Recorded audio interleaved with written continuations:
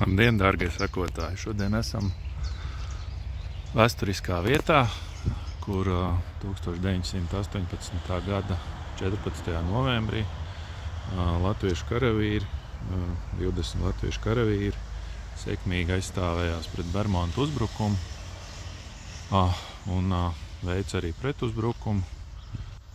Par godu šim pasākumam šeit ir uzstādīta piemiņas plāksne, arī skaidrojošā plāksne, tātad ar attēliem, schēmām, ar www.liepāja.lv mājaslapu.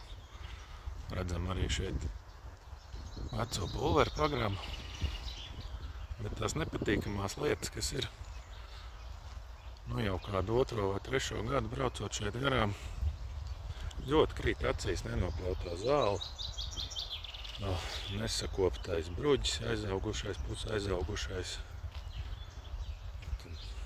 Skaista, it kā jau nav ļoti nesmuka, bet varbūt zaru čupu var aizvākt un mazliet patīrīt bruģi.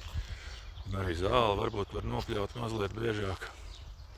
Lai nesanāk tā, ka esam lieli malači gāzt dažādas pieminekļus, kas nav šā brīža varai patīkami,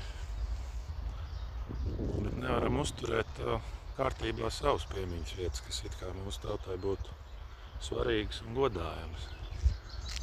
Tā jā, sestdien vēlēšanas. Padomājiet, vai tas nacionālais patos, uz ko spēlē ļoti daudz partijas,